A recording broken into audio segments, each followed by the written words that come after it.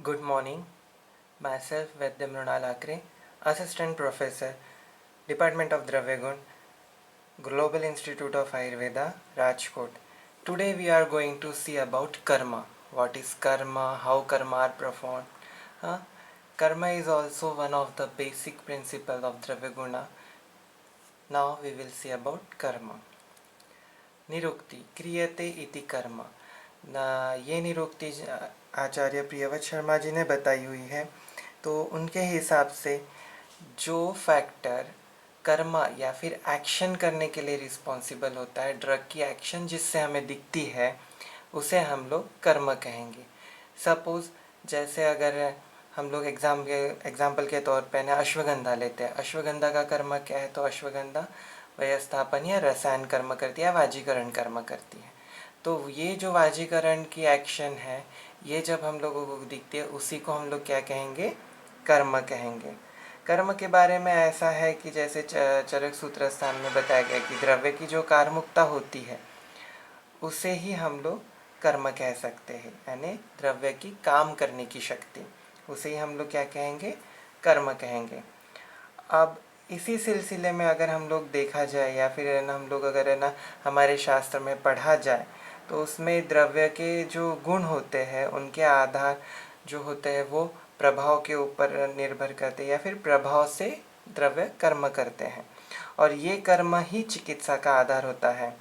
जो बढ़े हुए भाव को घटाना है या घटे हुए भाव को बढ़ाना है, यही चिकित्सा कहलाई जाती है। जैसे दोष बढ़े हैं उनको घटाओ, धातुएं न क्षीण हो गई उनको बढ़ाओ, तो ये चिकित्सा होती है और हमें यही कर्म अपेक्षित होते हैं। जब हम लोग कर्म की व्याख्या करना चाहते हैं, तो कर्म की व्याख्या में क्या बताए? संयोगे च विभागे च कारणम द्रव्यमाश्रितम कर्तव्यस्य क्रियाकर्म कर्म नान्यपदेक्षते। यानी ऐसे भाव जो द्रव्य के भीतर रहते हैं, द्रव्याश्रित होने के बाद संयोग और विभाग का कारण होते हैं, और कर्तव्य की वो कभी भी निष्पत्ति ही कर्म है। यानी जो कर्तव्य होता है उसकी निष्पत्ति हमें कर्म की अपेक्षा रखती है या फिर कर्म की अपेक्षा बताती है। जैसे संयोग की अगर हम लोग यहाँ पे बात करें, तो संयोग यानी क्या? दो समान गुणों की मिलाप, दो समान गुणों का मिलाप। जैसे अगर हम लोग चाहते हैं कि हमारे शरीर में कफ का वर्धन हो, तो कफ के जो गुण होते हैं उनके ही समान जो द्रव्य है, हम लोग उस द्रव्य को दे के शरीर में कफ का वर्धन करेंगे। तो यही समान होता है, इससे ही संयोग होता है। वियोग, वियोग यानी जो भाव समान के विरुद्ध हो या फिर जो विरुद्ध दिशा में हो या फिर जो अलग अलग हो, उससे हम लोग वियोग कर सकते हैं। जैसे यहीं पे कफ का अगर ना हम लोग को कफ का क्षय करना है, तो हम लोग कफ के विरुद्ध में या कफ के अपोजिट में जो भी गुण के द्रव्य है, उन गुणों से हम लोग कफ का वहाँ पे क्षय कर सकते हैं, कफ का ह्रास कर सकते हैं। अगर हम लोग रासायनिक स्तर पर या केमिकल कंपोजिशन स्तर पर देखना जाए, तो संयोग और ये जो विभाग है, तो ये कर्म जनरली अग्नि तत्व का होता है।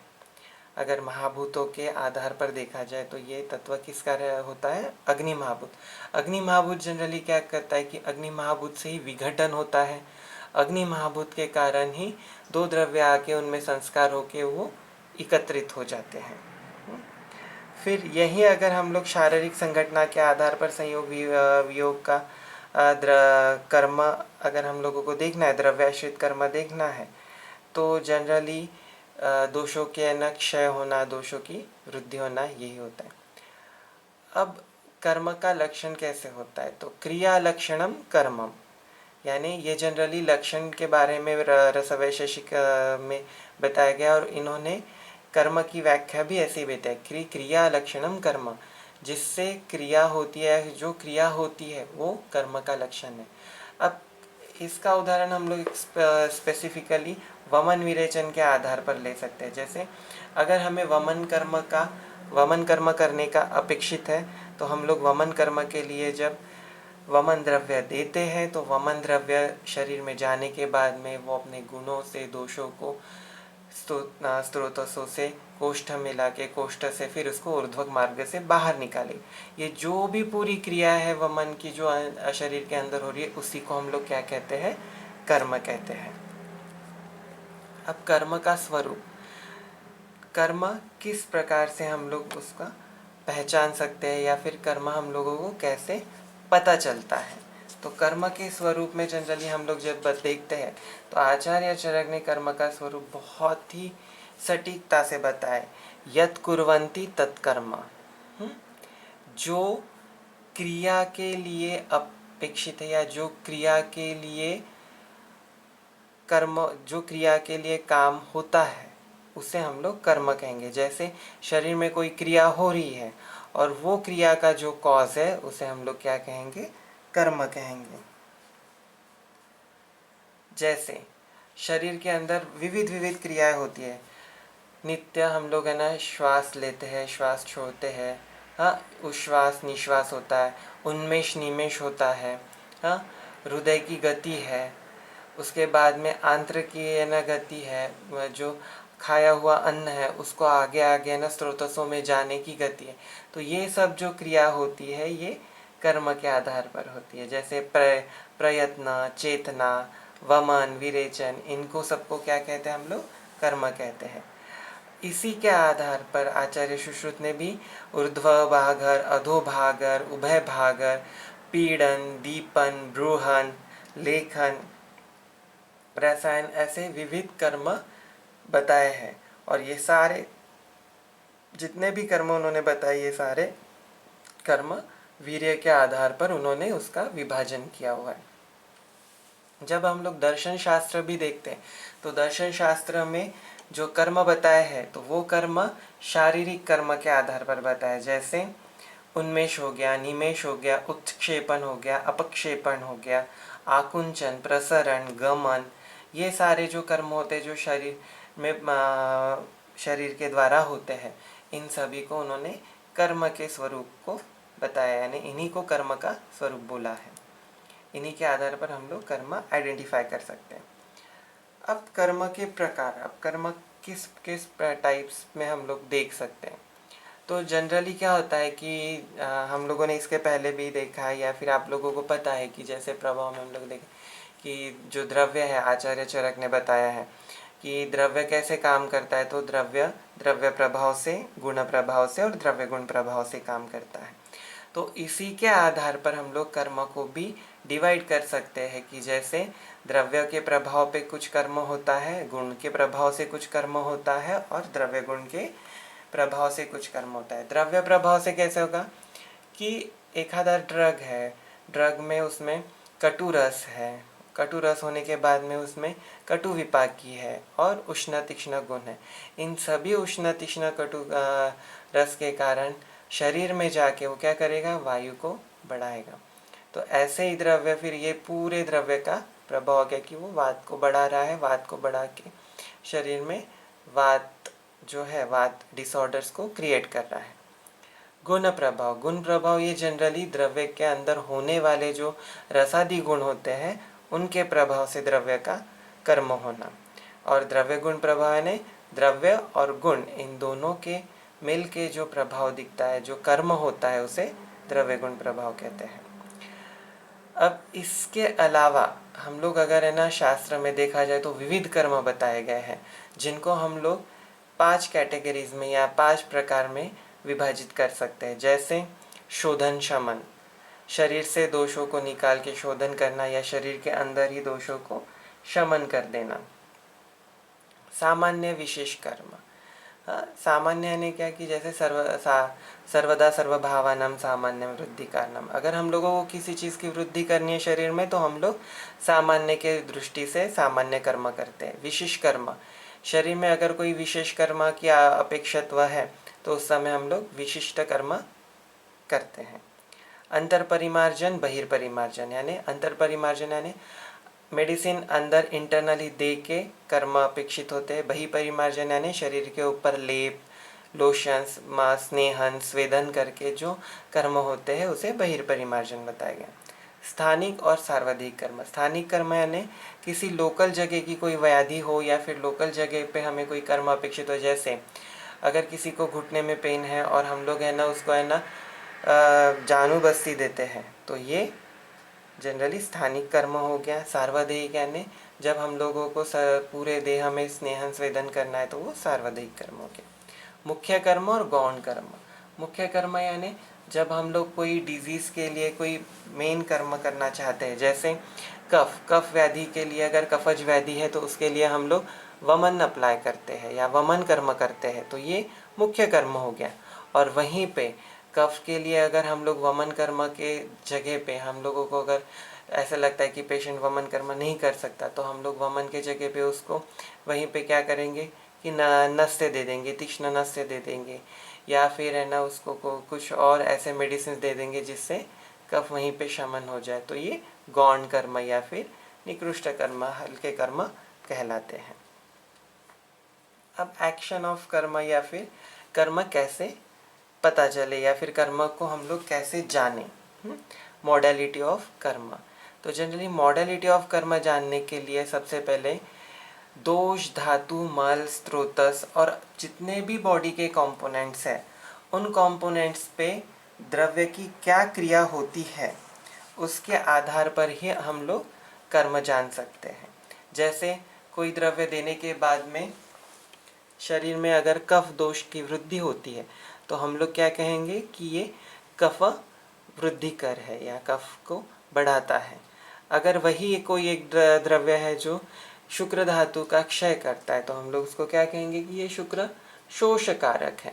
तो ये जो शरीर के कंपोनेंट्स होते हैं या शरीर में जो रचनाएं होती है उनके आधार पर ही हम लोग कर्म को बता सकते हैं। फिर उसके बाद में धातुओं में क्षय होना, कोप होना, छेदन, भेदन, स्रोतसों पे अलग अलग जगह पे अलग अलग कर्म होते हैं। जैसे धातुओं में क्षय वृद्धि होगी, दोषों का क्षमन और कोपन होगा। स्रोतसों के अंदर छेदन, भेदन, संस्त्रण, स्त्रवण, ऐसे सब स्रोतसों के साथ कर्म होंगे। और जो शरीर के अवयव है जैसे हृदय में हृदय कर्मा, बल्य कर्मा, शुक्रल कर्मा, तो ये बाकी शरीर के अवयव के साथ जो कर्म होते हैं वो हो गए।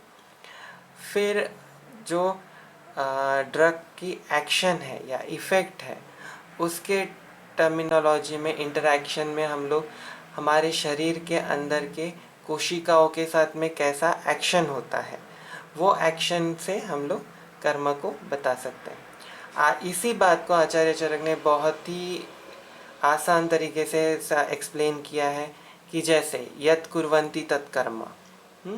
यानी अगर कोई द्रव्य है तो उसका कर्म हम लोग कैसे जानेंगे। तो पहले यत् कुर्वन्ति तत्कर्म यानी जो एक ड्रग है या फिर द्रव्य है वो किस प्रकार से पिक्यूलियर एक्शन दिखाता है या करता है उसे हम लोग क्या कहेंगे, कर्म।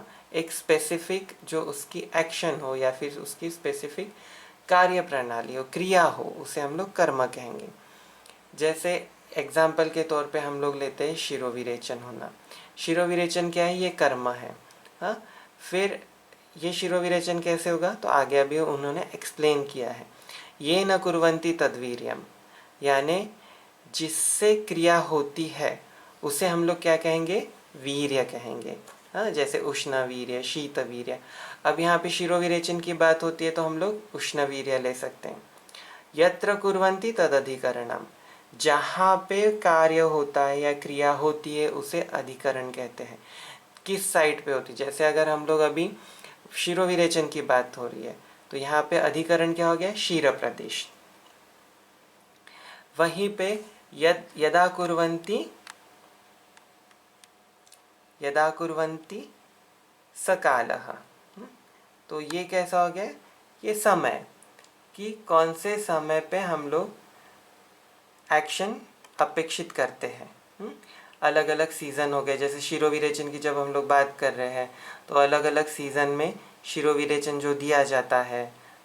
फिर शिरोविरेचन के साथ में उसका सुबह के समय का शिरोविरेचन देना है कि दोपहर में देना है कि शाम में देना है, कैसे दोषों के साथ देना है, तो वो काल हो गया।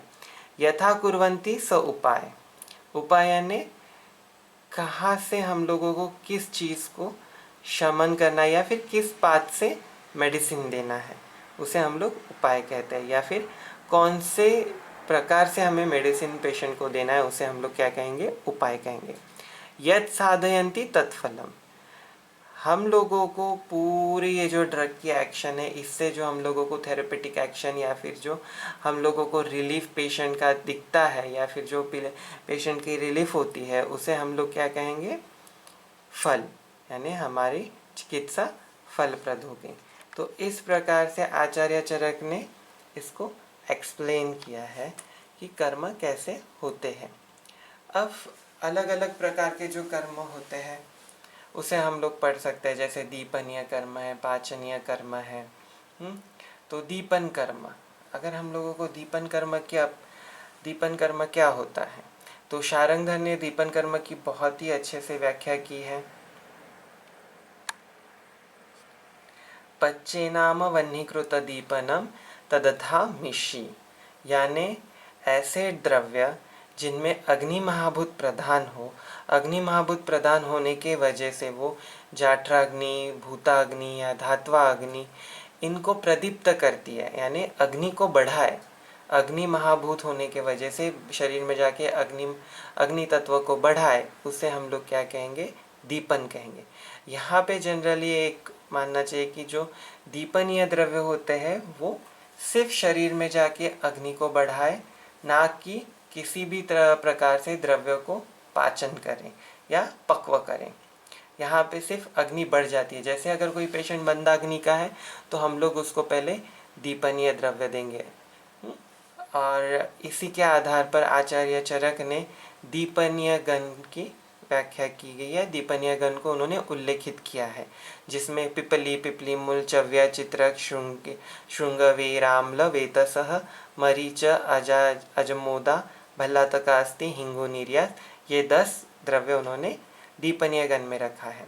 आचार्य चरक ने कहीं पे भी पाचन की या फिर पाचन कर्म की व्याख्या नहीं की गई है, बट वहीं पे शारंगधर में पाचन की व्याख्या मिलती है। उन्होंने बोला गया है कि पच्यत्यामम न वह्निम च कुर्यात् तदधि पाचनम नागकेशरवत विद्यातः, यानी ऐसे ड्रग्स जो आम का पाचन करे या अन्न का पाचन करे बट अग्नि का वर्धन ना करे, अग्नि को ना बढ़ाए, ऐसे द्रव्य को हम लोग क्या कहते हैं, पाचन कर्म, या फिर ऐसे द्रव्य क्या कर्म करते हैं, पाचन कर्म करते हैं। और ऐसे द्रव्य सारे के सारे अग्नि महाभूत प्रदान होते हैं। नेक्स्ट है शोधन कर्म। अब शोधन यानी क्या, तो ऐसे द्रव्य जो शरीर में जाने के बाद में शरीरस्थ मल को, दोषों को शरीर के बाहर निकाल दे, उनको शरीर से बाहर निकाल दे, ऐसे द्रव्यों को हम लोग शोधन द्रव्य कहते हैं। अब शोधन द्रव्यों में 4 प्रकार से अलग अलग शोधन द्रव्य आते हैं, जिसमें वमन द्रव्य, विरेचन द्रव्य, शिरोविरेचन द्रव्य और निरूह द्रव्य। इन द्रव्यों को हम लोग शोधन द्रव्य कह सकते हैं और इनसे जो कर्म होता है उसे हम लोग शोधन कर्म कह सकते हैं। दलहन ने इसी पे वमन और विरेचन को देह शुद्धि में कहा गया है, देह का शोधन करने में। सुश्रुत ने कफ शोधन यानी ऊर्ध्व भागर, पित्त शोधन यानी अधोभागर, कफ पित्त शोधन यानी उदय भागर और नस्य, ऐसे शोधन कर्मों को उल्लेख किया है, ऐसे शोधन कर्मों का उल्लेख किया है। लघु वाग्भट ने वहीं पे सभी पंचकर्मा को शोधन में उल्लेखित किया गया है। फिर शमन कर्म। शमन कर्म किसे कहते हैं, तो ऐसे द्रव्य जो शरीर में जाके शरीरस्थ दोषों को बाहर न निकालते हुए वहीं के वहीं शरीर के अंदर उनको शमित कर दे या फिर शांत कर दे, ऐसे द्रव्यों के कर्मों को हम लोग शमन कर्म कहते हैं। और सुश्रुत के मुताबिक ऐसे द्रव्यों में आकाश महाभूत प्रदान होता है और उनको उन्होंने 3 भागों में विभाजित किया, जिसमें वात शमन, पित्त शमन और अगला कर्म है अनुलोमन। अब अनुलोमन यानी क्या होता है, तो जिस कर्म में द्रव्य शरीर में जाने के बाद में मल का पाक करता है, मल का जो बंध होता है उस बंध को तोड़ देता है और मल का बंध तोड़ के उसको शरीर से बाहर निकालता है अधोगत मार्ग से, उसे हम लोग अनुलोमन कहते हैं। आचार्य सुश्रुत ने अनुलोमन को सरगुण प्रधान जो द्रव्य होते हैं उनके द्वारा जो शरीरस्थ मल को बाहर या दोषों को बाहर निकाल देता है उसे अनुलोमन कहा गया है। वहीं पे अनुलोमन में सरगुण प्रदान होने की वजह से वो वात प्रवर्तक, मल प्रवर्तक और पित्त को बढ़ाने वाले रहते हैं। जनरली अनुलोमन हम लोग अतिसार, गुल्म, अग्निमांद्य, अजीर्ण, उदावर्त, अनाह ऐसे व्याधियों में उसका उपयोग करते हैं। नेक्स्ट संसरण कर्म है। ये संसरण कर्म भी शोधन का एक प्रकार होता है जिसमें से मल अधोग मार्ग से बाहर निकल जाता है। इस कर्म में अपक्व मल जो कोष्ठ में चिपका हुआ है उसको शरीर से बाहर निकाल दिया जाता है। संसरण कर्म में कहीं पे भी मल का पाक नहीं होगा, मल को पक्व स्वरूप नहीं मिलेगा। शरीर से अपक्व मल पूरा का पूरा शरीर के बाहर फेंका जाएगा। जैसे एग्जाम्पल के तौर पे आरगवत संसरण करता है, जिसको आरगवत को संसरण में श्रेष्ठ माना गया है। नेक्स्ट है भेदन कर्म। भेदन कर्म की जब हम लोग बात करते हैं तो जो द्रव्य शरीर में जाने के बाद में बद्ध और अबद्ध, बद्ध यानी बाइंडेड फॉर्म का जो मल रहता है और अबाइंडेड फॉर्म का मल यानी जो लूज स्टूल्स होते हैं उन दोनों को शरीर से बाहर निकाल दें, उसे हम लोग भेदन कर्म कहते हैं। जैसे कटुकी ये द्रव्य भेदन कर्म करती है। आचार्य चरक ने भेदन के लिए एक अलग से पूरा भेदनीय वर्ग बताया, जिसमें सुवाहक और उर्बुक, अग्निमुखी, चित्रक, चिरबिल्व, शंखिनी, शकुलादनी ये द्रव्यों का और क्षीरिणी, इन 10 द्रव्यों का उन्होंने उल्लेख किया है। वहीं अगर हम लोग सुश्रुत की बात करते तो सुश्रुत ने श्यामादिगण विभेदी करके बताया गया है। विभेदी यानी वो भी भेदन करता है। नेक्स्ट है रेचन कर्म। रेचन कर्म में क्या होता है कि जितना भी पक्व अपक्व मल है उसको लिक्विड में फॉर्म में करके या फिर उसको जल स्वरूप में लाके या फिर उसको द्रव स्वरूप में लाके शरीर से जो बाहर निकाल दे उसे हम लोग रेचन कहते हैं। जैसे त्रिवृत द्रव्य करता है।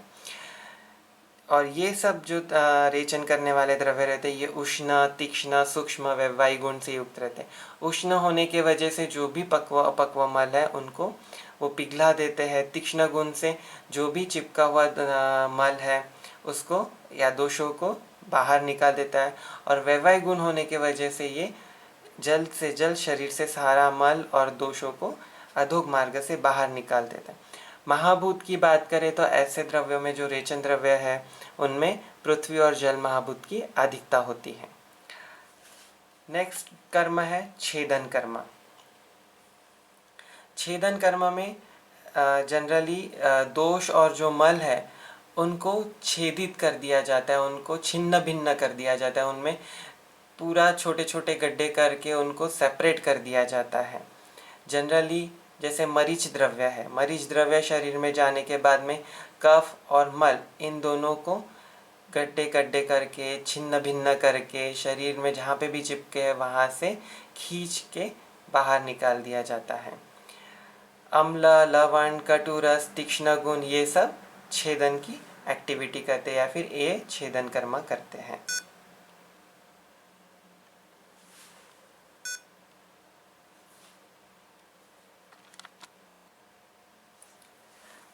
अगला कर्म है लेखन कर्म। लेखन कर्म यानी जनरली हम लोग ये लेखन कर्म धातुओं पे दिख पड़ता है, जिससे धातुओं में खरोच खरोच के धातुओं को बाहर निकाला जाता है। खींच के जो द्रव्य धातुओं को बाहर निकाल दे उसे हम लोग लेखन कर्म कहते हैं। जनरली जिसमें वचा एक वचा उत्कृष्ट लेखनीय द्रव्य है।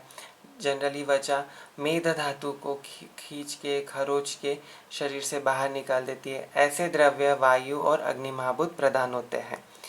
और लेखन जो कर्म है ये कफ के ऊपर, मेद के ऊपर, मांस धातु के ऊपर हम लोग देख सकते हैं। जनरली सुश्रुताचार्य में जैसे सर्जरी प्रधान ग्रंथ है, तो उन्होंने त्वचा के ऊपर, मांस के ऊपर लेखन कर्म का उल्लेख किया गया है। अगला कर्म है ग्राही। जनरली जो द्रव्य दीपन पाचन करके शरीरस्थ जो द्रव धातु रहता है या जल धातु होता है उसको एब्जॉर्ब करे या उसको सूखा दे, शुष्क कर दे, उस कर्म को हम लोग ग्राही कर्म कहते हैं। जैसे उदाहरण के तौर पे जीरक। ये द्रव्य सभी वायु और पृथ्वी महाभूत प्रधान होते हैं। वायु के कारण द्रव का शोषण होता है। शारंगधर ने उष्ण वीर्यात्मक द्रव्यों को द्रव शोषण करने के लिए कहा गया। आडमल वहीं पे उस पर कॉमेंट्री करके आडमल ने बोला है कि जैसे ग्राही दो प्रकार से होते हैं, पक्वग्राही और आमग्राही। पक्वग्राही हम लोग उसे कहेंगे कि जिनमें शीतवीर्य हो, शीतवीर्य की वजह से वो दोषों को शरीर से या मलों को शरीर से बाहर जाने से रोकें। और वहीं पे जो उष्ण वीर्यात्मक होते हैं उन्हें हम लोग आमग्राही कहते हैं। आमग्राही क्यों कहेंगे? क्योंकि ये डायरेक्टली उष्ण वीर्य होने के वजह से द्रव का शोषण कर देते हैं। अगला कर्म है स्तंभन कर्म।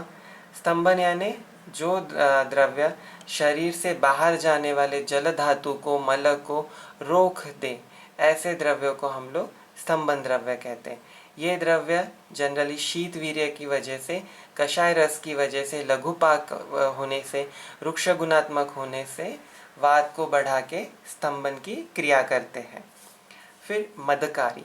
मदकारी यानी ऐसे द्रव्य की जो शरीर में मद को उत्पन्न करें, रुग्ण को या फिर किसी इंसान को मदात्त कर दे। वो इंसान सभी पॉजिटिव चीज़ें जो उसके आजू बाजू में वस्तु स्थिति होती है उसको वो जान ना सके और अपने आप में ही रहे, इसे हम लोग मद कहते हैं। और जितने भी मदकारी या फिर मदकारी द्रव्य होते हैं वो क्या करते हैं कि तमोगुण को बढ़ा के जितना भी शरीरस्थ परसेप्शन की पावर है उन सभी को ब्लॉक कर देते हैं। जैसे एग्जाम्पल अल्कोहल्स, सारे प्रकार के अल्कोहल बेवरेजेस। और ये द्रव्य सभी ओज के अपोजिट इनके गुण रहते हैं। उष्ण, तीक्ष्ण, वैवाही, आशुकारी, तीक्ष्ण गुणात्मक रहते हैं, जिसके कारण ये ओज को भी विकार से ग्रस्त कर देते हैं, ओज को खराब कर देते हैं। फिर प्रमाथी द्रव्य। प्रमाथी द्रव्य यानी ऐसे द्रव्य जो शरीर से दोषों को मथ कर बाहर निकाल दे। दोष हो गए, मल हो गए, इनको मथ के बाहर निकाल दे, उन्हें हम लोग प्रमाथी द्रव्य कहते हैं। ये द्रव्य जनरली उष्ण वीर्य की वजह से मथने का संस्कार शरीर में करके दोषों को शरीर से बाहर निकाल देते हैं।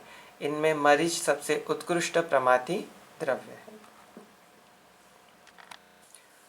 अभिसंधि कर्म। अभिसंधि कर्म जनरली ये जो पिश्चिल गुरु गुणात्मक द्रव्य होते हैं, ऐसे द्रव्य शरीर में जाके जो रस व सीरा होती है उनमें अभिसंधन निर्माण कर देते हैं। अभिसंधन यानी क्लेद उत्पन्न करना या फिर वहाँ पे जाके एक प्रकार से चिपचिपापन या फिर पिश्चिलत्व क्रिएट करना। जनरली जितने भी अभिसंधि द्रव्य रहते हैं वो धातुओं को, मल को, दोषों को और स्रोतों में क्लेदन उत्पन्न करते हैं। चक्रपाणी के अनुसार जो अभिसंधि द्रव्य होते हैं वो दोष संघात को दूर करते हैं, ऐसा उन्होंने बोला है। नेक्स्ट है वैवाही गुण।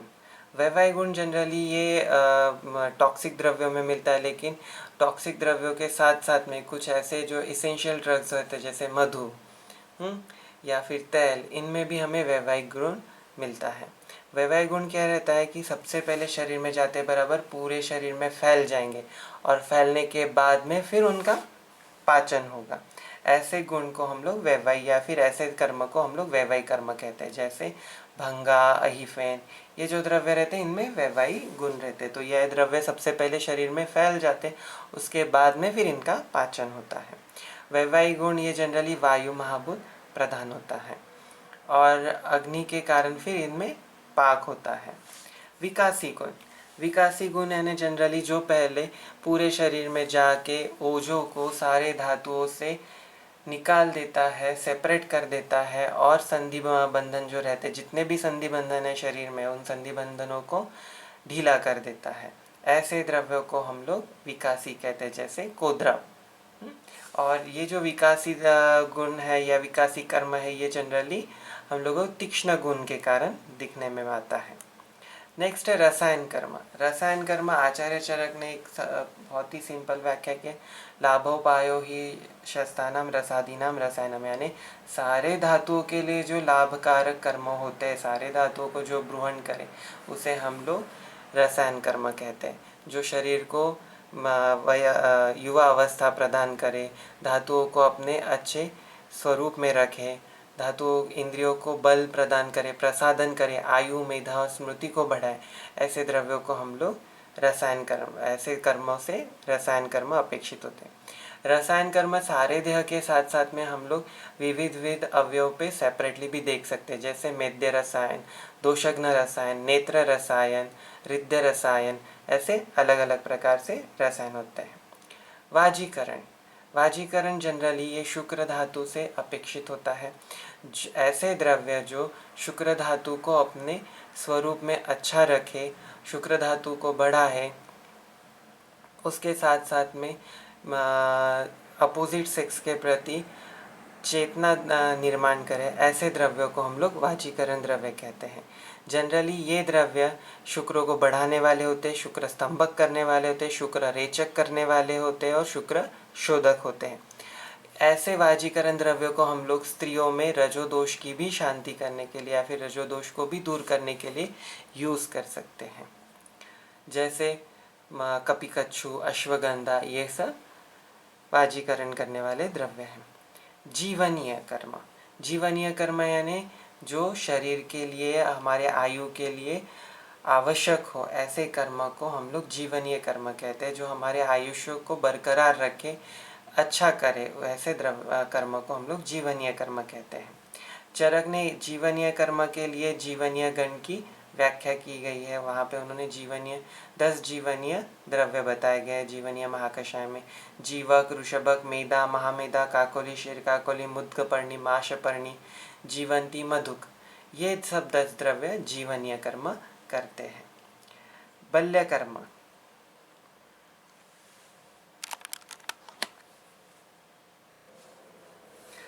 नेक्स्ट कर्म है बल्य। बल्य कर्म, बल्य यानी जो शरीर को बल प्रोवाइड करे, स्ट्रेंथ प्रोवाइड करे, शरीर को ताकत दे, ऐसे कर्म को हम लोग बल्य कहते हैं। जनरली बल्य कर्म सारे धातुओं को बल प्रोवाइड करेगा, बल प्रदान करेगा, श्लेष्मा को बढ़ाएगा, ओज को बढ़ाएगा। चरक ने इसी के चलते बल्य कषाय की व्याख्या की गई है, बल्य कषाय को मेंशन किया गया है। इंद्रिय, ऋषभक, अतिरसा, ऋष्य प्रोक्ता, पयस्य, अश्वगंधा, स्थिरा, रोहिणी, बला, अतिबला, इन 10 द्रव्यों को उन्होंने बल्यगण में रखा गया है या फिर बल्य महाकषाय में उन्होंने उसका उल्लेख किया गया है। अगला कर्म है ब्रूहण कर्म।